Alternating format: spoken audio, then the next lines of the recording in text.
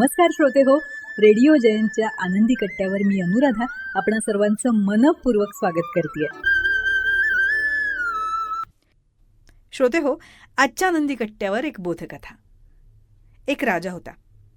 एका लाकडाच्या वखारीजवळून जाताना नेहमी त्याच्या मनात विचार यायचा की हा लाकूडवाला कधी मरणार. राजाला स्वतःच्या मनात येणाऱ्या विचाराचं नेहमी आश्चर्य वाटायचं. त्याला वाटायचं की ही तर माझी प्रजा आहे आणि माझ्या मनात या लाकूडवाल्याविषयी असे सतत विचार काय यावेत. मी तर राजा आहे, प्रजाहितदक्ष आहे, सतत प्रजेच्या कल्याणाचा विचार करत असतो, पण याच लाकूडवाल्याविषयी माझ्या मनात असे का बरं विचार यावेत. मग राजा या विचारावर काम करायचं ठरवतो. त्या लाकूडवाल्याची चौकशी केल्यावर त्याला समजतं की त्याच्याकडे भरपूर चंदनाची लाकडं सुद्धा आहेत, पण हवा तसा त्याचा व्यापार होत नाहीये.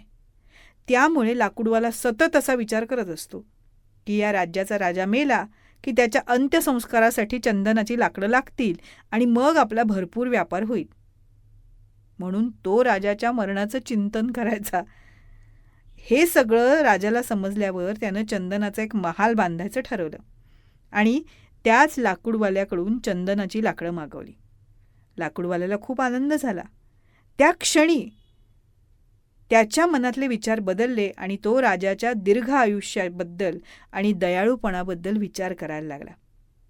श्रोते हो, ही एक छोटीशी कल्पनेतली बोधकथा आहे, पण या बोधकथेचं तात्पर्य हेच की दुसऱ्याबद्दल आपण नेहमी चांगलेच विचार ठेवावे.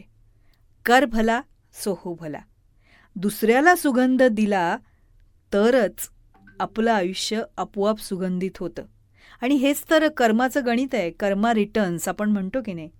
म्हणूनच दुसऱ्याबद्दलही सतत चांगले विचार ठेवा. कुणाबद्दलही मनात वाईट विचार येऊ देऊ नका. आलेच तर ते झटकून टाकण्याचा प्रयत्न करा आणि मन सकारात्मक विचाराकडे वळवा. सकारात्मक रहा, आनंदी रहा. स्वतः आनंद घ्या, दुसऱ्याला द्या, आनंद वाटत जा. बघा, मग आपल्याही वाटेला आनंदच येईल. तेव्हा श्रोते हो, हा होता आनंदी कट्ट्यावरचा आजचा सुंदर विचार. तुम्हाला तो कसा वाटला याविषयीची तुमची कमेंट बॉक्समध्ये नक्की लिहा. आणि त्याचबरोबर रेडिओ जयंतचे दर्जेदार कार्यक्रम ऐकण्यासाठी रेडिओ जयंत लाईक करा, शेअर करा आणि सबस्क्राईब करा. रेडिओ जयंतचं सबस्क्रिप्शन फ्री आहे. आणि त्याचबरोबर नोटिफिकेशनसाठी बेल आयकॉनवर क्लिक करायला सुद्धा विसरू नका.